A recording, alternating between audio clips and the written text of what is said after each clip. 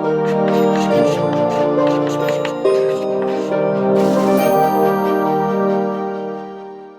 Friends, आज हम अपना एक नया चैप्टर स्टार्ट करने जा रहे हैं जिसका नाम है व्यवसाय की उभरती पद्धतियाँ।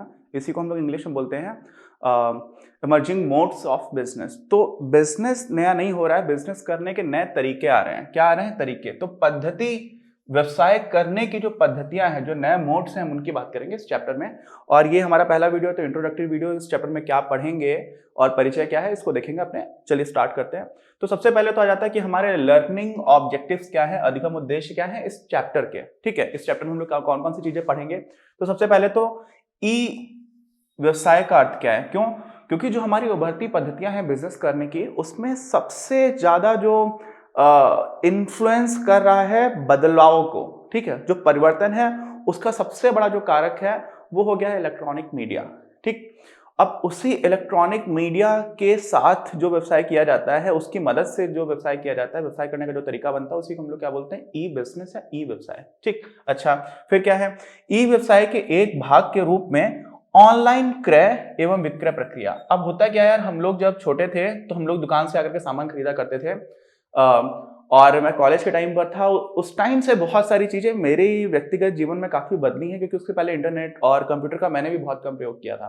तो 2011 के बाद से काफी तेजी से बहुत सारी चीजें हैं। ऑनलाइन टिकट बुक करना है, ऑनलाइन आपको सामान खरीदना है। अभी तो ऐसा होता है कि शॉपिंग मुझे पसंद नहीं है, लेकिन फिर भी जो कुछ सामान खरीदना होता है, ऑनलाइन शॉपिंग अगर नहीं कर सकते थे तब तो शायद मैं बिल्कुल भी सामान नहीं खरीद पाता। तो वो सारी चीजें, क्योंकि निगोशिएट करना, मोलभाव करना, वो उतना अच्छे से नहीं आता है मुझे। तो ऐसे में हुआ क्या है कि बहुत सारी चीजें बदल गई हैं, और वो हम सारे लोगों ने अपने जीवन में अनुभव किया उनका। और उसी में इलेक्ट्रॉनिक रूप से, जैसे अभी क्या होता है कि मैं बहुत जब 12th के बाद से जब मेरा कॉलेज में एडमिशन की बात आई थी, तो मुझे भोपाल जाना था। ठीक है, जेई में सिलेक्शन हुआ आईआईटी में, लेकिन रैंक थोड़ी खराब थी। तो हम लोग क्या थे, आईसर है एक भोपाल में, तो वहां पर काउंसलिंग के लिए जाना था। तो मैं कानपुर में था। अब कानपुर से भोपाल जाने के लिए उस टाइम पर भी आप ऑनलाइन टिकट कर सकते थे, स्टार्ट हुआ था, लेकिन मुझे नहीं आता था। तो मैं अपने घर से 10 किलोमीटर दूर, कानपुर सेंट्रल है, वहां पर रिजर्वेशन कराने के लिए गया। बहुत धक्के खाए, बहुत सारी चीजें करनी पड़ी।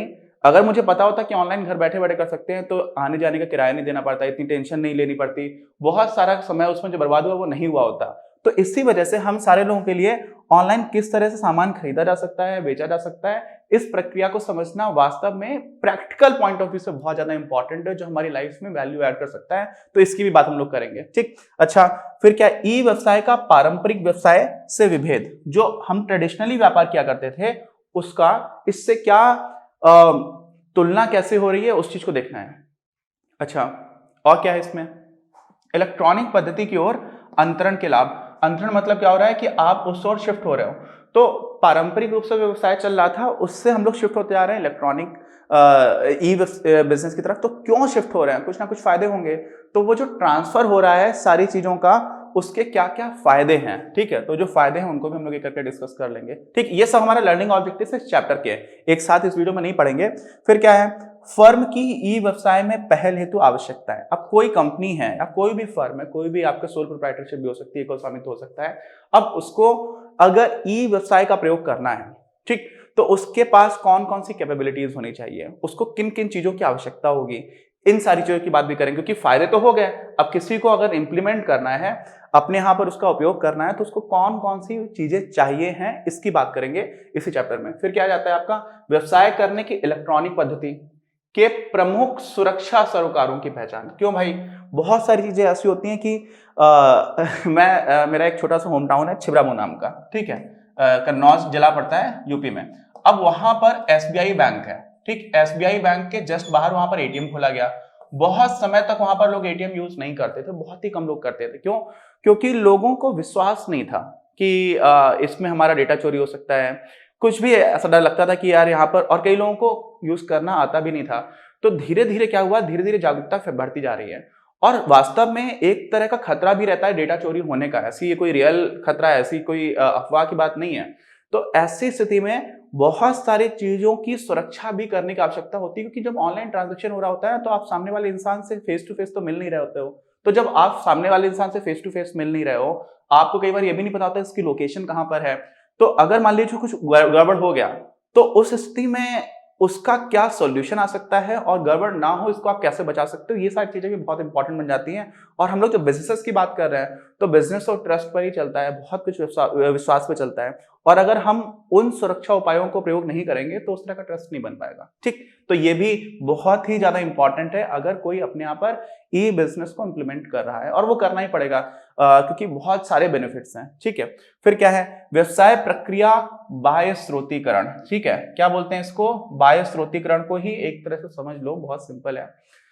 इसको बोला जाता है जो बिजनेस प्रोसेस है उसकी आउटसोर्सिंग। आउटसोर्सिंग का मतलब क्या होता है, जो चीज आप अपने ऑर्गेनाइजेशन में, जैसे एक उदाहरण देता हूं, हम लोग चैप्टर में पढ़ेंगे, बहुत सारे लोग ऐसे हैं जिनका क्या होता है, अपना अपना स्पेशलाइजेशन होता चला जाता है। स्पेशलाइजेशन समझ रहे, विशिष्टीकरण, उनको एक काम बहुत अच्छे से आता है। अब मान लीजिए कोई इंफॉर्मेशन टेक्नोलॉजी की कंपनी है, ठीक, अच्छा, उसके जितने भी एम्प्लॉयज हैं वो सब लोग बैठ के काम कर रहे हैं। अब जो स्टार्टअप्स होते हैं ना, स्टार्टअप क्या होता है, कोई नई कंपनी होती है, एक तरह से उसको समझ लीजिए स्टार्टअप बोल देते हैं। उसकी भी अपनी गवर्नमेंट ऑफ इंडिया की तरफ से एक अलग डेफिनेशन स्टार्टअप इंडिया प्रोग्राम में, वो हम अलग से डिस्कस करेंगे। लेकिन एक नई कंपनी है, अब उसमें मान लीजिए 12-13 लोग काम कर रहे हैं, और स्टार्टअप्स में ऐसा रहता है कि काफी देर लोग काम करते हैं, एक साथ टीम बना करके खेलते हैं, कॉर्पोरेट जैसा स्ट्रक्चर पूरी तरह से नहीं रहता है। लेकिन ऐसे में जितने भी एम्प्लॉयज काम कर रहे हैं उनको खाने पीने की आवश्यकता तो होती है, तो कुछ स्टार्टअप्स क्या करते हैं, खाने वाले कुछ लोगों को हायर कर लेते हैं, कुक्स को, वो ऑफिस में वो लोग भी रहते हैं, सबका खाना बना देते हैं, तो किसी को लंच लाने की जरूरत नहीं है। घर का खाना सब लोगों को बना करके लेकर के आना, वो एक सबकी हेडेक रह जाती है। ऐसे में कुछ कुछ कंपनीज क्या करती है बैंगलोर में, जो अलग अलग स्टार्टअप्स को खाना प्रोवाइड करती है। तो आप अपने यहाँ कुक्स को रखोगे तो उनका भी आपको थोड़ा सा टेंशन होगा, क्योंकि ह्यूमन रिसोर्स उधर भी एक तरह का, उसको भी आपको मैनेज करना पड़ेगा। फिर आपको गैस सिलेंडर और बहुत सारी चीजें अलग से मैनेज करनी पड़ेंगी। इसी के जगह आप क्या कर सकते हो, किसी ऐसी कंपनी को कॉन्ट्रैक्ट दे सकते हो कि आप मुझे हर टाइम, हर दिन सुबह ब्रेकफास्ट, फिर लंच और रात को डिनर भी प्रोवाइड करोगे ऑफिस में आकर के। ठीक है, तो सारे लोगों का क्या हो जाता है, और फिर आप सारे बर्तन भी ले जाओगे, जो कुछ भी है, मतलब पूरा सिस्टम आप करेगा। तो ये तो कोई डायरेक्ट काम भी नहीं था, लेकिन इसमें क्या कर दिया, अपने ही ऑर्गेनाइजेशन में होने वाला एक काम बाहर ट्रांसफर कर दिया। ऐसे क्या होता है, बाथरूम में साफ सफाई होती है, ठीक है, जो भी वॉशरूम्स हैं ऑफिस में, तो कई बार अपना इंटरनल स्टाफ रखते हैं, कोई जेनिटर उन लोग उसको बोलते हैं, जो सफाई कर्मचारी होते हैं उनको, तो या तो जेनिटर आपने रखा, या फिर आप क्या करते हो, किसी साफ सफाई करने वाली कंपनी को कॉन्ट्रैक्ट दे देते हो कि आपका काम है ये। तो इतने छोटे छोटे काम भी क्या कर देते हैं हम लोग, बाहर दे देते हैं। क्यों? क्योंकि आप वो काम करिए जो काम आप अच्छी तरह से कर सकते हैं। और ऐसी स्थिति में इसी को हम लोग बोलते हैं आउटसोर्सिंग, कि आपने कोई काम था, अब आउटसोर्सिंग, ये जो काम मैंने बताया कि खाना खाने वाला काम है या साफ सफाई काम है, ये मुख्य रूप से किस ज्यादातर व्यवसाय के खुद के काम नहीं होते हैं, ठीक है, मुख्य काम नहीं है, ये सप्लीमेंट्री एक्टिविटीज हैं। तो पहले हम इनको आउटसोर्स करते हैं, फिर बहुत सारी अपनी खुद की कोर बिजनेस एक्टिविटीज को भी हम लोग आउटसोर्स करना स्टार्ट कर देते हैं। ऐसा देखेंगे कई कंपनीज ने ऐसा किया। क्यों करते हैं आउटसोर्सिंग, इसके भी बहुत सारे फायदे होते हैं, और यहाँ पर इंडिया को बहुत एडवांटेज है। ठीक है, क्यों? क्योंकि हमारे यहाँ पर इंग्लिश स्पीकिंग काफी बड़ी जनसंख्या आ गई है। बहुत सारी विदेशी कंपनीज हैं जिनके लिए हम लोग कॉल सेंटर्स का काम करना स्टार्ट कर चुके हैं। और ऐसे में दूसरा हमारा बेनिफिट होता है कि हमारी करेंसी बहुत वीक है, तो वही लोग यहाँ पर बहुत कम पैसे भी खर्च करके यहाँ से अच्छी सर्विसेज ले सकते हैं, और उसमें इंडिया को काफी अच्छा एक्सपोर्ट होता है। ठीक, तो ये भी देखेंगे। फिर क्या है, व्यवसाय प्रक्रिया बाह्य स्रोतीकरण की संभावनाओं की समझ। ठीक, तो इसमें क्या है, जो भी हमारी बीपीओ है, इसी को हम लोग बोलते हैं व्यवसाय प्रक्रिया बाह्य स्रोतीकरण, इसकी संभावनाओं की समझ। संभावनाओं का मतलब क्या हुआ, क्या पोटेंशियल है इसका। इंडिया में अभी हमें काफी इसका एडवांटेज मिली है, एक्सपोर्ट्स हमारे अच्छे हुए हैं, और साथ ही में हम लोगों के यहाँ पर बहुत सारे लोगों को इसी के तहत रोजगार भी मिला है। लेकिन बहुत सारी चीजें ऐसी हैं जो अभी भी हम अचीव कर सकते हैं। तो इन सारी चीजों को हम लोग देखना स्टार्ट करेंगे। ठीक है, परिचय हम लोग अपने अगले वीडियो में कंटिन्यू करेंगे। यहां तक हम लोगों ने समझा कि क्या क्या चीजें हम लोग अपने इस वीडियो में, इस चैप्टर में पढ़ने वाले हैं, उसको हम लोग एक करके देखेंगे। मिलते हैं अपने अगले वीडियो में। कोई डाउट हो तो, अभी तो चैप्टर पूरा बाकी है, आगे की वीडियोस देख करके कमेंट करिएगा। बाकी कुछ स्पेसिफिकली अगर आपको डाउट हो तो आप यहाँ पर कमेंट कर सकते हैं, हम लोग उसको आंसर करने की पूरी कोशिश करेंगे। मिलते हैं। इस वीडियो के प्रायोजक हैं आप, और अगर आप ऐसे ही और वीडियोस बनाने में हमारी मदद करना चाहते हैं तो पैट्रियन पर जाकर या फिर स्क्रीन पर दिए गए QR कोड को स्कैन कर अपना योगदान जरूर दें। अपनी क्लास का उद्देश्य आप सभी के लिए आप ही की भाषा में गुणवत्तापूर्ण शिक्षा उपलब्ध कराना है। कक्षा 12 तक के सभी प्रमुख विषयों पर हम वीडियोस बना रहे हैं, और कुछ विषयों पर वीडियोस आपके अपने चैनल अपनी क्लास की ही अन्य प्लेलिस्ट पर अपलोड भी हो चुके हैं। ज्ञान के प्रकाश से देश को सशक्त बनाने के हमारे इस प्रयास में इस चैनल को सब्सक्राइब करके और लोगों के साथ शेयर करके अपना बहुमूल्य योगदान जरूर दें। पढ़ेगा इंडिया तो बढ़ेगा इंडिया।